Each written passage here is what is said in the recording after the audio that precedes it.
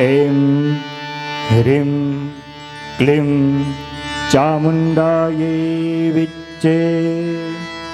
ઓમ એમ હ્રીમ ક્લીમ ચામુંડાય વિચ્ચે. ચાલો હવે બધા હું બોલાવું છું ને બોલજો.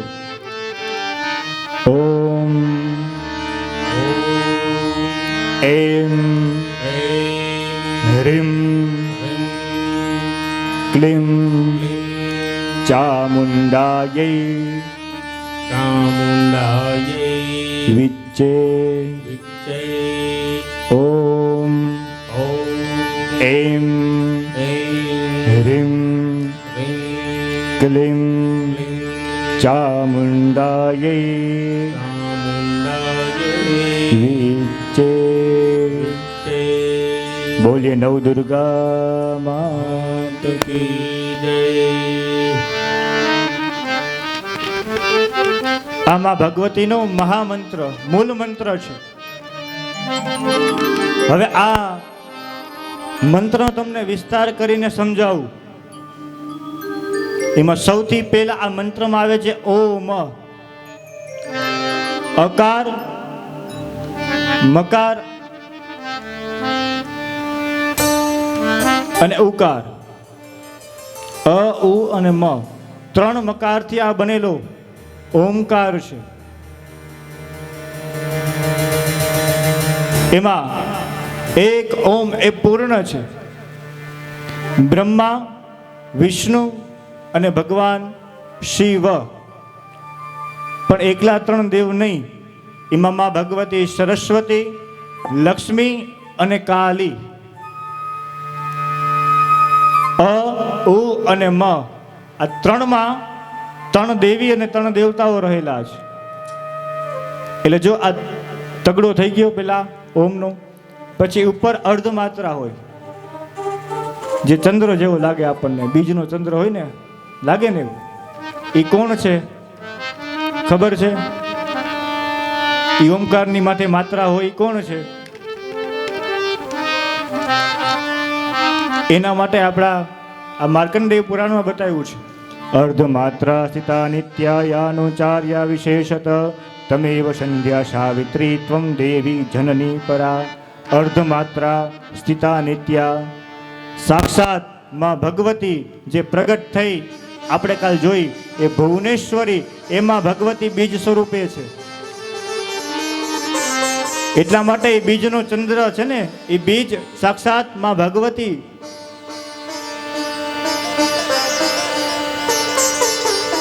અર્ધમાત્રા સ્થિતા નિત્યા.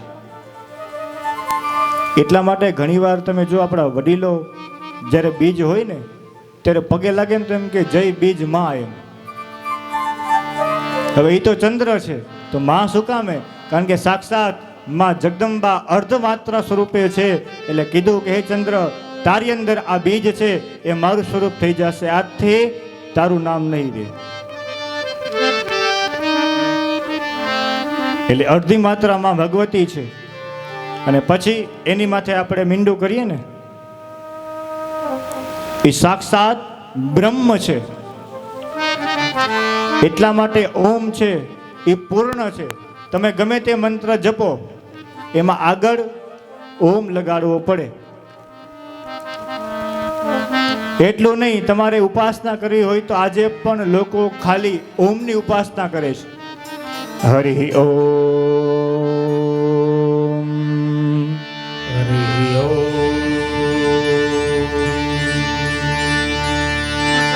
ઓમ એ પૂર્ણ છે. સૌથી પહેલો નાદ જે નીકળ્યો હોય આ ધરામાં તો એ ઓમકાર છે.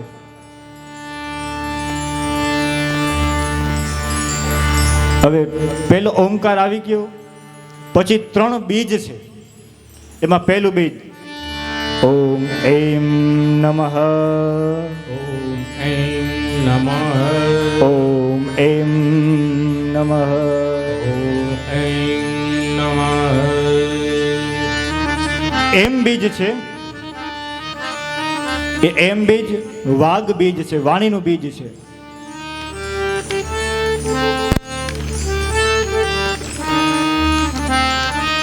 અને આની ઉપાસના જેટલા પણ નાના બાળકો હોય 6 વર્ષથી લઈ અને જ્યાં સુધી ભણતા બાળકો હોય એ બધાને આ એમ બીજનો જપ કરવાનો હોય છે.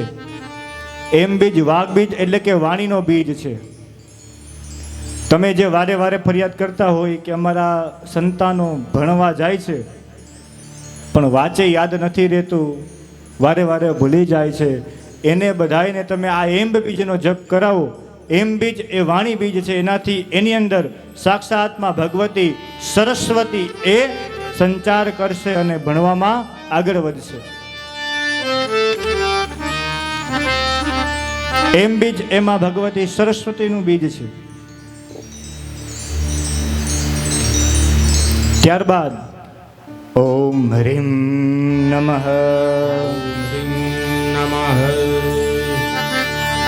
આ રીમ બીજ છે અને આ રીમ બીજનો જે ઉચ્ચારણ થાય ને એ આપણા શરીરના નાભીથી થાય. ખાલી આમ રીમ બોલે એટલું ન હોય. રીમ નાભી ગળા ઉપર ભાર આવે અને પછી એનો ઉચ્ચારણ થાય. આ રીમ બીજનો જપ બધાને બહુ ગમશે. રીમ બીજ છે ને એ લક્ષ્મીનું બીજ છે. હા. અને આ બીજનો જે જપ કરે એક તો એ બધા માયામાંથી છૂટી જાય છે. આ રીમ બીજથી માયા બીજ બતાવ્યું છે. આ સંસારની માયામાંથી દૂર થઈ અને આપણે કેવલ ભગવાન કે ભગવતીની ઉપાસના કરવી હોય તો એ બધાય માટે આ રીમ બીજ છે. ઓમ રીમ નમઃ. ઓમ હ્રીમ નમઃ. અને ત્યારબાદ ત્રીજું બીજ છે એ છે ઓમ ક્લીમ નમઃ. ઓમ ક્લીમ નમઃ. ઓમ ક્લીમ નમઃ. ઓમ ક્લીમ નમઃ. ક્લીમ બીજ એ કામરાજ બીજ છે. તમારે જીવનમાં જે જોતું હોય આ મંત્રના તમે 1.25 લાખ જપ કરો. એક અનુષ્ઠાન, બીજું અને ત્રીજું 3 પુરસ્ચરણ પૂરા થાય પછી તમે જે માગો એ બધું આપનાર આ ક્લીમ બીજ છે. તમારે જેને એમ થાય કે ઘરનું મકાન નથી ને ઘરનું મકાન બનાવવું છે એ વ્યક્તિ પૂરી શ્રદ્ધા અને વિશ્વાસથી આ ક્લીમ બીજનો જપ કરે એટલે 100% રિઝલ્ટ મળે એને. પણ એના માટે કોઈ જેમાં ભગવતીના ઉપાસક હોય એને ગુરુ ધારણ કરીને એની પાસે દીક્ષા લઈ, દીક્ષા લીધા બાદ આ મંત્રનો જપ કરો. કેવલ ઓમ ક્લીમ નમઃ. ઓમ ક્લીમ નમઃ. તમે જે ધારશો એ બધું મળશે. આ 3 બીજ છે ને એની કથા કાલ આવશે કે કોણે કેવો બીજ જપ કર્યો તેને શું મળ્યું. એટલે પહેલા આ મંત્રના 3 બીજ છે. બીજ પૂરા થાય પછી આવે છે ચામુંડાય. હવે આમાં મોટી ભ્રાંતિ બધાને છે. હા, બહુ મોટી ભ્રાંતિ છે.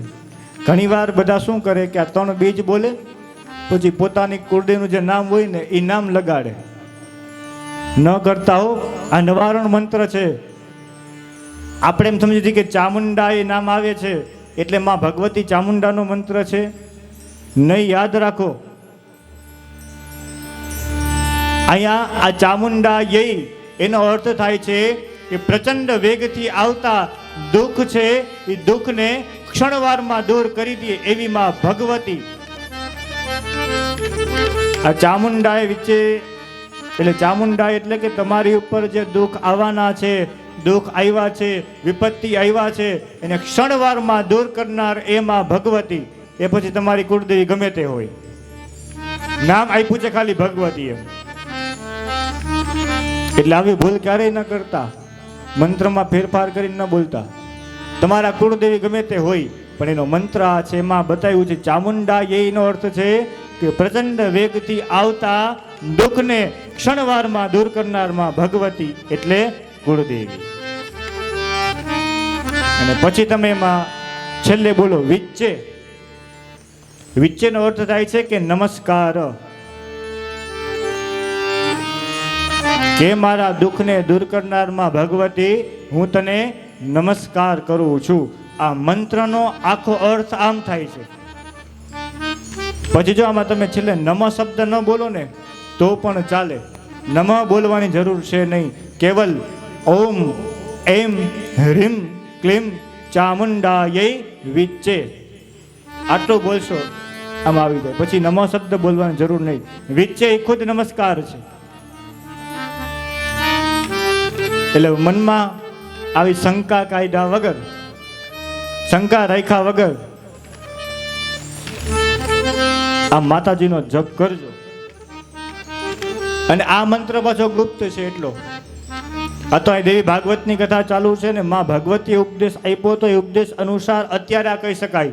બાકી ક્યાંય ખાલી જાહેર મંચ હોય અને ગમે એ મંચ ઉપરથી આ મંત્રનો ઉચ્ચારણ થતો નથી.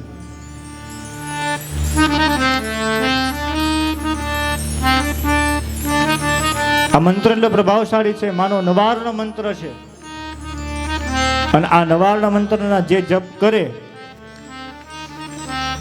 12 વર્ષ સુધી આ મંત્ર જે જપ કરે એની જ્ઞાન શક્તિ જાગી જાય છે. અને જ્ઞાન શક્તિ આપણી અહીં આવેલી હોય. અને જ્ઞાન શક્તિ જાગે એટલે તમને ભવિષ્યનું દર્શન થાય. ભવિષ્યમાં શું થવાનું છે એની તમને અગાઉથી જાણ થઈ જાય. આ તાકાત માં ભગવતીના મંત્રની છે, જેને નવારનો મંત્ર કહે છે. પછી તમને એમ થાય કે અમારે અમારા જ કુળદેવીનો જપ કરવો છે, તો આ 3 બીજ લાગતા નથી. ગમે તે એક બીજ માં ભગવતીને લાગે. હવે કયા સ્વરૂપમાંથી પ્રગટ થઈ ગયેલી છે? માં સરસ્વતીના સ્વરૂપમાંથી પ્રગટ થયેલી છે તો એમ બીજ લાગે.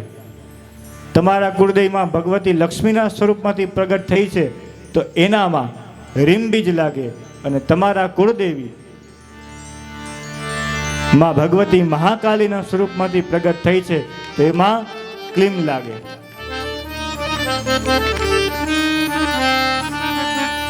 જો તમારે જાદવ પરિવારને માં ભગવતી ચામુંડા છે તો એમાં ભગવતી ચામુંડાનો તમારે મંત્ર જપ કરવો હોય, ઓમ ક્લીમ ચામુંડાય નમઃ.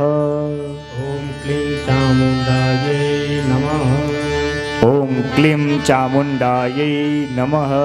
ઓમ ક્લીમ ચામુંડાય નમઃ. ક્લીમ બીજ શું કામે? આમાં કાલે કથા આવશે. માં ભગવતી એ તમારા કુળદેવી માં ભગવતી ચામુંડા છે ને, એ કેવી રીતે પ્રગટ થયા એટલે એનામાં ક્લીમ બીજ લાગે છે.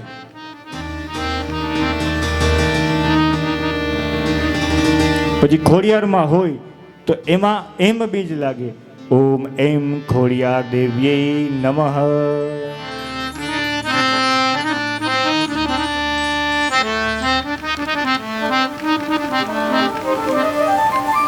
તો આ માં ભગવતીનો મહામંત્ર છે. અને આ મંત્રનો જે જપ કરે એને માં ભગવતી સ્વપ્નમાં અવશ્ય દર્શન આપે છે. પણ હું ફરી ફરીને તમને કહું છું કે ગમે એમ જપવા માંડતા નહીં. કોઈ સારા અને સાચા સદગુરુ મળે કે જેને આની દીક્ષા હોય એની પાસેથી જ મંત્ર લેવો, ગમે તેની પાસેથી મંત્ર લેવો નહીં. અને આવો માં ભગવતીનો મંત્ર.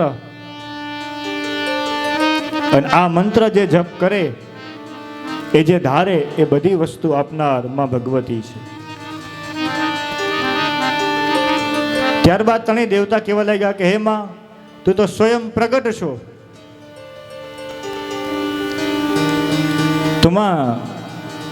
તું જ્યાં હોય ને અમને પ્રતીતિ શું થાય?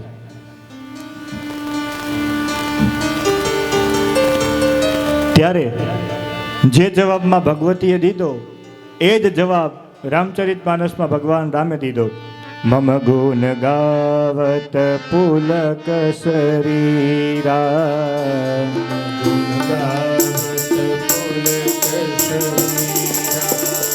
મમ ગુણ ગાવત પુલક શરીરા.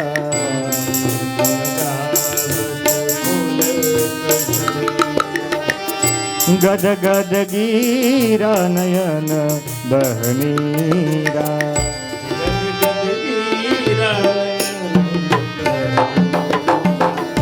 ગદ ગદ ગીરા નયન બહનીરા.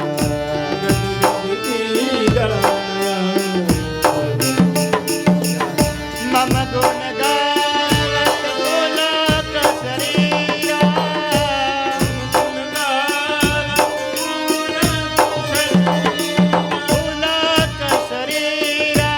પુલક શરીરા. પુલક શરીરા.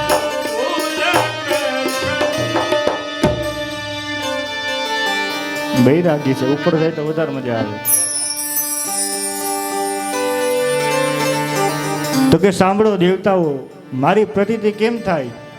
મમ ગુણ ગાવત પુલક શરીરા. હું તમને પ્રાપ્ત થઈ છું, તમારી પાસે, તમારી પર હું કૃપા કરું છું. એનો સૌથી પહેલો કે તમે જે જગદંબાના મંત્ર જપ કરતા હોય, એ મંત્ર જપ કરતા કરતા કરતા તમારા આ રોમ એટલે કે રૂવાડા છે એ ધીમે ધીમે બેઠા થઈ જાય. ઘણીવાર તમે જોજો કે કોઈ પણ તમે મંદિરે ગયા હોય, કોઈ એવી મહાશક્તિપીઠે ગયા હોય માતાજીની, કે પછી તમારા ઈષ્ટદેવ હોય ત્યાં ગયા હોય, એના દર્શન કરતા હોય, એ સમય અચાનક તમારા રૂવાડા બેઠા થઈ જાય. આવી પ્રતીતિ લગભગ બધાને થઈ હોય. ત્યારે માનજો કે તમારી અરજી ભગવાને સ્વીકાર લીધી છે. અને પછી ગદ ગદ ગીરા નયન બહનીરા. પછી એ તમે માં ભગવતીના મંત્ર જપ કરતા હોય, મંત્ર જપ કરતા કરતા કરતા કરતા તમે રોતા ન હોય, પણ તોય છતાં પણ તમારી આંખમાંથી અશ્રુધારા વહી જતી હોય. કોકને લાગે તમે રોવો છો, પણ તમારે એ તમે તલ્લીન હોય. અને જ્યારે તમારી આંખમાંથી આપમેળે અશ્રુધારા વહેવા લાગે, ત્યારે તમે કોઈ બીજા પાસે પૂછવા ન જતા પ્રત્યક્ષ તમને અહીંથી કહું છું કે માં ભગવતીએ તમારો મંત્ર સ્વીકારી લીધો છે, એ પ્રમાણ એ બતાવે છે.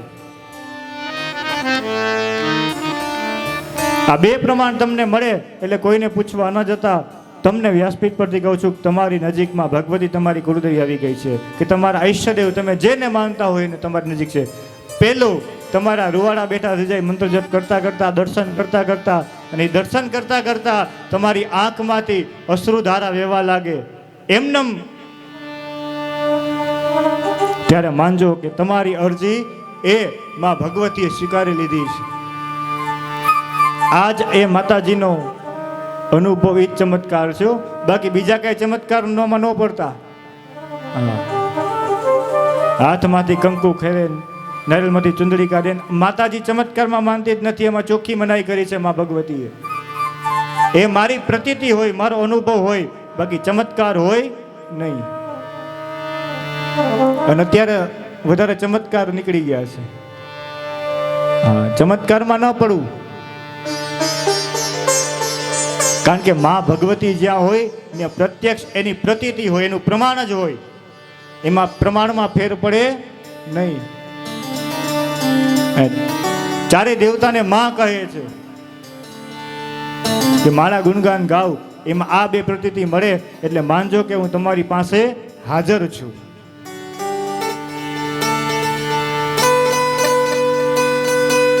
અને હા, પછી જે આંખમાંથી અશ્રુ આવતા આવતા પછી તમને શરીરનું ભાન ન રહે અને પછી ઊભું થવાય અને જે ધૂણાય એનું નામ ધૂણવું કીધું છે. આવું કઈ સીધા કંઈક બોલવા માંડે ને ધૂણવા માંડે એમ નહીં. એ સમયમાં ભગવતીનું દિવ્ય તેજ તમારી અંદર આવી જાય અને દિવ્ય તેજ આવે પછી ધૂણાય. ગમે એમને ગમે રીતે ધૂણાય નહીં. અને હવે માં ભગવતી ધીમે ધીમે ત્રણેય દેવતાને કહે છે કે સાંભળો, હવે હું તમને જ્ઞાન આપું છું, તમને ઉપદેશ આપું છું. આ માતાજીનો ઉપદેશ બહુ સુંદર છે કે હું ક્યાં છું. અત્ર તત્ર સર્વત્ર, કે દેવતાઓ કોઈ પણ એવું આ ત્રણેય લોકમાં વસ્તુ નથી કે જ્યાં મારી હાજરી ન હોય.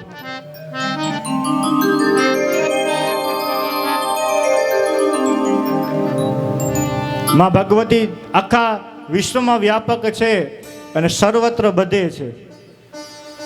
એવું નહીં કે અહીંયા કથા હાલે તો અહીંયા માં ભગવતી વધારે હાજરી હોય અને બારે જાઓ તો ઓછી હોય. અહીંયા જેટલા માં ભગવતી છે એટલા જ તમે બારે અનુભવો. માં ભગવતી બધી છે એ પ્રમાણ સાચું છે, પણ આપણી આસ્થા માટે આપણે મંદિરે જવું પડે. આનો જવાબ એક પત્રકારે આપણા પૂજ્ય વંદનીય સંત મોરારી બાપુ એક પત્રકારે એને પ્રશ્ન પૂછ્યો કે તમે એમ કહો છો કે આ ભગવાન બધે છે, તો પછી તમે મંદિર શું કામ બંધાવો છો? આવો પત્રકારે પ્રશ્ન પૂછ્યો અને એનો જવાબ સુંદર આપ્યો કે હવા બધી છે, હવા બધી છે, તો જ્યારે આપણા ગાડીમાં પંચર પડે તો આપણે પંચર કરાવવા કેમ જવું પડે છે? એમ માં ભગવતી બધી છે એ વાત સાચી છે, પણ એક આસ્થાનું કેન્દ્ર છે કે જ્યાંથી આપણને ઉર્જા મળે એનું નામ આ મંદિર છે. એટલે યાદ રાખજો, તમારે માં ભગવતી કે ભગવાનની પ્રતીતિ કરી હોય એના માટે મંદિરે જવું પડે. અહીં માં કહે છે કે જે મારું મંદિર બંધાવે છે એના એક નહીં અનેક જન્મ સુધીના કદાચ પાપ હશે ને એ પણ હું બાળી નાખું છું. હું રહું છું પેલી મહાઆકાશ. આજે આખું આકાશ છે ને એમાં ભગવતી એમાં રહે છે. પછી મહાકાશમાંથી મઠાકાશ. એટલા માટે જો આપણે માં ભગવતીના મઢ બંધાવી. અને પહેલાના જ્યારે જમાનામાં હતા ને મંદિર નહોતા ને ત્યારે માતાજીના મઢ જ હતા. આજે પણ હજી બધા કુળદેવીના ક્યાં જાય? મઢે જાય ને બધા. કેમ કે કુળદેવીના મઢે જાય છે. એટલે પેલું માં ભગવતી મહાકાશ આપણે જે જોઈ રહ્યા છીએ આકાશ, એ આખું આકાશમાં ભગવતી એમાં બિરાજમાન છે. પછી એમાંથી માં ભગવતી એ મઠાકાશ એટલે કે માં ભગવતી મઢમાં આવી.